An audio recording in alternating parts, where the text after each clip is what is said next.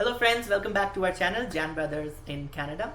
We are back with our new video. आज हम आपके लिए एक नया टॉपिक लाए हैं जो कि बहुत हॉट टॉपिक है. आई एम श्योर आप सब ने इस टॉपिक पे बहुत वीडियोस देखी होंगी जो कि है why people are moving from Canada और why people are leaving Canada. आज के इस टॉपिक में हम लोग रीजंस तो बताएंगे ही कि लोग कनाडा क्यों छोड़ने का सोच रहे हैं या छोड़ के जा रहे हैं, बट उसके साथ साथ कुछ रियल फैक्ट्स भी हम लोग डिस्कस करेंगे कि क्या वो सही सोच रहे हैं, क्या उसके अलावा भी कुछ और सोचा जा सकता है या नहीं. कुछ सॉल्यूशंस हैं मेरे माइंड में जो मैंने पर्सनली ऑब्जर्व करे हैं. जो लोग छोड़ने का सोच रहे हैं उनसे मैंने डिस्कशन किया था एंड उसके बाद कुछ मेरे माइंड में आया कि वो किस हिसाब से सोच रहे हैं और अगर वो ऐसा सोचते तो क्या पता उनका डिसीजन चेंज हो जाता. सो पहला रीज़न हम लोग डिस्कस करेंगे जो कि है इनिशियल ईयर ऑफ स्ट्रगल. सो जैसे ही लोग कनाडा आते हैं, जो कि उनका इनिशियल फेज होता है, आई वुड से कि पहले 6 महीने या पहले 1 साल, उसमें वो लोग सबसे ज़्यादा प्रॉब्लम्स फेस करते हैं. सो आई वुड से कि जो उनकी एक्सपेक्टेशंस थी कनाडा आने से पहले वो बहुत ही हाई थी एंड जो रियलिटी होती है वो बहुत डिफरेंट होती है. सो पहला रीज़न आई थिंक एक्सपेक्टेशंस हम जो सेट करके आते हैं वो सही नहीं करके आते हैं. For an example, may be हम लोग वीडियोस देखते हैं, वायरल जो वीडियोस होती हैं, कनाडा की लाइफ बहुत अच्छी है, आपको लग्जरी कार्स मिलेंगी, आपको आईफोन्स मिलेगा एंड ऑल. सच है, बट उसके साथ साथ कुछ आई वुड से कि प्रॉब्लम्स भी आती हैं. सो जैसे कि जब आप रिसेंटली कनाडा मूव होते हो तो आपको सब कुछ खुद से मैनेज करना होता है. खाना आपको खुद बनाना होता है. अगर आप स्टूडेंट आए हो तो आपको काम भी करना है क्योंकि आपको 20 घंटे मिलते हैं जॉब करने के, तो आपको अपनी फीस भी निकालनी होती है, आपको अपने घर पे भी पैसे वापस करने होते हैं और आपको खाना भी खुद बनाना होता है. सो इस चीज़ में आप पूरे एग्जॉस्ट हो जाते हो. So most of the students I would say कि जो अभी रिसेंटली आए होते हैं वो एक्सपेक्ट ही नहीं कर होता कि उनको इतना कुछ प्रॉब्लम्स आएंगी, इतनी स्ट्रगल्स करनी पड़ेंगी. सो वो लोग डिप्रेशन में आ जाते हैं एंड इस रीज़न से वो लोग सोचते हैं कि यार वहीं की लाइफ अच्छी थी. So that's the first main reason जो लोग कनाडा छोड़ने की सोच रहे हैं या छोड़ के जा चुके हैं कि वो एक्सपेक्टेशंस ही बहुत हाई लेकर आए होते हैं. सो इसका सॉल्यूशन आई वुड डिस्कस कि आप एक रिसर्च करके आओ, अपना माइंड सेट प्रिपेयर करके आओ कि आपको पहला साल तो स्ट्रगल करना ही होगा एटलीस्ट. तो आप एक तो खाना बनाना सीख कर आओ, राइट, और दूसरा आप ये एक्सपेक्टेशन लेकर मत आओ कि आपको पहले ही साल सब कुछ मिल जाएगा. अगर आप थोड़ा टाइम दोगे अपने आप को तो आप second year I would say कि आपका एटलीस्ट 50% आपकी स्ट्रगल खत्म हो चुकी होगी and after second year I would say कि आपकी life would be much better than when you came here. Second reason जो कि देखने में आया है या सुनने में आया है कि लोग कनाडा छोड़ के जा रहे हैं वो ये है कि जो लोग इंडिया में वेल सेटल्ड होते हैं, जिनकी जॉब होती है I would say 25 lakh 30 lakh, और अगर आप कपल आ रहे हो, लेट्स से अगर आपका 25 लाख का पैकेज है इंडिया में तो आपके 50 लाख का पैकेज होता है. लेकिन जब आप कनाडा मूव होते हो, भले ही आप वर्क परमिट पे आओ या PR पे आओ, आपको सेम लेवल की जॉब नहीं मिलती है. I mean this is very rare कि आपको सेम लेवल की जॉब मिलेगी. मैंने अपनी पिछली वीडियो में डिस्कस किया था कि there are 3 phases of getting back to your initial level जो कि आप अपने होम कंट्री में थे. अगर आप चाहे तो वो वीडियो देख सकते हैं. तो अगर आप इंडिया में वेल सेटल्ड होते हो और आप यहाँ पे आके सोचो कि आपको वही लेवल मिल जाएगा, दैट इज वेरी रेयर.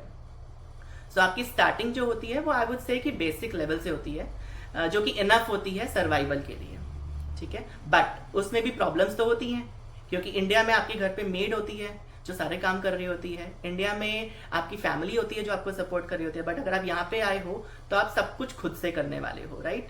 और बेसिक सैलरी ऑलमोस्ट मिलती है आपको जब आप स्टार्ट करते हो. तो वो लोग जो इंडिया में सेटल्ड होते हैं और जब यहाँ पे आके उनको दिखता है कि यार ये तो बेसिक ही कमा रहा हूँ मैं और सारे काम घर के खुद कर रहा हूँ मैं, तो इस चक्कर में वो लोग थोड़े से डिसअपॉइंटेड होते हैं, डीमोटिवेट हो जाते हैं एंड वो लोग सोचते हैं यार इंडिया ही अच्छा था या फिर अपनी होम कंट्री ही अच्छी थी. सो इसका solution I would say research again and थोड़ा टाइम. अगर आप इंडिया में ही थोड़ा रिसर्च करके आओ कि आपकी फील्ड में जॉब कितनी है, कहाँ है, और उस जॉब को पाने के लिए आपको क्या क्या चाहिए, उस लेवल को पाने के लिए आपको क्या क्या चाहिए. जैसे कि मैं अपनी बात करूं तो मैं एक वहाँ पे मैनेजर था, एज अ कलेक्शंस मैनेजर था, AR manager, account receivable manager. तो मैंने वहीं पे बैठकर रिसर्च करी थी कि अगर मुझे सेम लेवल की जॉब चाहिए तो मुझे यहाँ की कुछ लोकल सर्टिफिकेशंस भी करने पड़ेंगे, जैसे मेरी फील्ड में है CCP, सर्टिफाइड क्रेडिट प्रोफेशनल। अब ये लंबा कोर्स है तो ज़रूरी नहीं है कि मेरे को पूरा कोर्स करना है तभी मुझे मेरे लेवल की जॉब मिलेगी। सो जब मैं यहाँ पे कनाडा में आया, मैंने स्टार्टिंग करी एज अ स्पेशलिस्ट, जो कि आई वुड से 2 या 3 लेवल नीचे था मेरी करंट रोल के। एंड देन आफ्टर 9 मंथ्स जब मैंने अपना एनरोल किया CCP में, I am now at a manager level. So again, अगर आप रिसर्च करके आओ और उस चीज़ पे काम करो तो आपको वही लेवल मिल जाएगा, लेकिन 1-1.5 साल या 2 साल भी लग सकते हैं। तो अगेन सेकंड पॉइंट भी थोड़ा फर्स्ट पॉइंट से रिलेटेड है कि आप अपनी एक्सपेक्टेशंस सेट करके आओ एंड थोड़ी रिसर्च करके आओ। थर्ड पॉइंट जो कि हर जगह है, but I am not sure जो लोग कनाडा छोड़ने का सोच रहे हैं या फिर छोड़ चुके हैं वो ज़्यादा सोच रहे हैं कि कनाडा में ही इन्फ्लेशन है। ऐसा नहीं है। आप किसी भी कंट्री में होंगे, अगर टमाटर का रेट आज 10 रुपये किलो है तो हो सकता है आने वाले 1 साल के बाद वो 15-20 हो। आई मीन जब मैं इंडिया में था लास्ट ईयर, मैंने 80 रुपये किलो भी टमाटर लिए थे। तो इन्फ्लेशन हर कंट्री में है, कनाडा में भी है।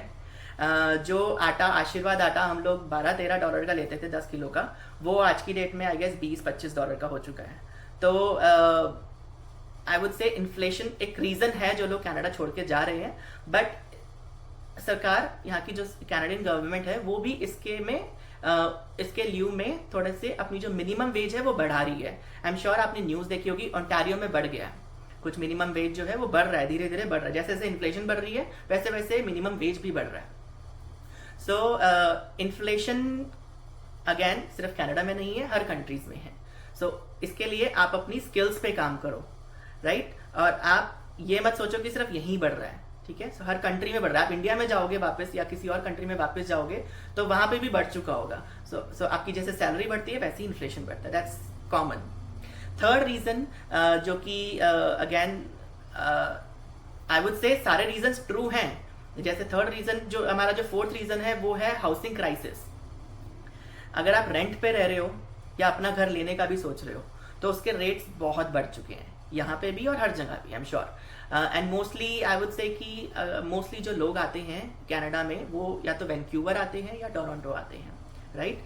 सो यहीं पे ही आई वुड से इन्फ्लेशन ज़्यादा हुआ है, रेंट में भी और घरों के प्राइसेस में भी। जो 2 BHK घर पहले 1000 या 1500 तक में मिल जाता था रेंट पे, आज की डेट में वो 2000 या 2500 का मिलता है। और अगर आप मेन डाउनटाउन में लोगे तो वो 3-3.5 हज़ार का भी मिलेगा। सो अगेन इसके लिए जो main I would say solution है वो ये है कि या तो आप घर ऐसी जगह देखो जो थोड़ा सा आउटस्कर्ट्स में हो, 1 घंटा 1.5 घंटे के ट्रैवल में आपको थोड़ा बजट में मिल जाएगा। या फिर सेकंड, आप शेयरिंग में रह सकते हो, उसमें भी आपके पैसे बच सकते हैं। और थर्ड, आप अपनी स्किल्स पे काम करोगे, आपकी सैलरी बढ़ेगी एंड देन आपको इतना प्रेशर फील नहीं होगा। फिफ्थ रीजन जो कि है, जो कनाडा लोग छोड़ने का सोच रहे हैं या फिर छोड़ चुके हैं, वो ये है कि हेल्थ क्राइसिस। यहाँ की health conditions I am sure थोड़ी डिलेड है। लोग डिप्रेशन में भी आ रहे हैं या फिर लोगों को डीमोटिवेशन हो रहा है। और जहाँ पे अगर आपको कोई ऑपरेशन कराना है तो उसकी जो डेट मिलती है, सर्जरी की डेट मिलती है, वो 1-1.5 साल 2 साल बाद की भी मिलती है। सो क्योंकि स्पेशलिस्ट बिजी होते हैं, थोड़ी health condition I would say I agree की थोड़ी सी यहाँ पे डिलेड है, क्योंकि जो हेल्थ स्टाफ है कनाडा का वो अभी बहुत कम है as compared to the population. जैसे जैसे पॉपुलेशन बढ़ रही है उसके कंपैरिजन में बहुत कम है। बट अगेन मुझे यहाँ पे आए हुए 1 साल हो गया है, टचवुड अभी तक कोई प्रॉब्लम नहीं आई है। सो यहाँ का जो एनवायरनमेंट है and the more you get socialised, आपको मेंटल प्रॉब्लम्स होती ही नहीं है अगर आप अपने आप को सोशली अवेयर रखो, अपने आप को लोगों से मिलो, मीटअप में जाओ, हाइकिंग करो, जो भी नेचर से रिलेटेड चीज़ें हैं, आप जिम ज्वाइन करो। ये सब चीज़ें अगर आप करोगे तो आपको डिप्रेशन नहीं फील होगा। होम सिकनेस होती है, बट अगेन अगर आप फ्रेंड्स बना लोगे इंडिया का या फिर अपने होम कंट्री में 1-2 साल बाद चले जाओगे, या फिर अपने फ्रेंड्स के साथ यहाँ पे अगर आप गेम नाइट्स करोगे, सो इस सब चीज़ों के बेसिस पर आपको थोड़े से हेल्थ कंडीशन आपकी अच्छी रहती है। एंड प्लस यहाँ का खाना पीना एनवायरनमेंट तो अच्छा है ही, तो इतनी हेल्थ प्रॉब्लम्स यहाँ पे होती भी नहीं है। इमरजेंसी होती है यहाँ पे, इमरजेंसी के लिए यहाँ पे पूरी फैसिलिटीज़ है। आप 911 कॉल करो, आपके पास एम्बुलेंस आ जाएगी। आप MSP में कवर्ड हो, आपका ज़्यादा चार्जेस इसमें लगते भी नहीं है। मोस्टली चीज़ें इमरजेंसी में कवर्ड होती हैं, कुछ कुछ चीज़ें नहीं होती हैं, बट उसके लिए आपके जो कंपनी है आपकी उसमें भी कवर होती है। सो नेट इस वीडियो बनाने का मेन कंक्लूजन ये था कि प्रॉब्लम्स हैं, बट अगर आप प्रॉपर रिसर्च और प्रॉपर अपने माइंडसेट एक्सपेक्टेशंस अपनी रियल रख के आओगे तो आपको यहाँ पे सर्वाइवल में प्रॉब्लम नहीं आएंगी। So thank you for watching, and आपको वीडियो अच्छी लगे तो आप प्लीज़ इसे सब्सक्राइब कीजिएगा, चैनल को लाइक कीजिएगा। कोई अगर आपको सजेशंस हो किसी पर्टिकुलर टॉपिक पे अगर हमें वीडियो बनानी चाहिए, आप प्लीज़ कमेंट सेक्शन में बताइए, and will be happy to make it. Thank you, bye bye.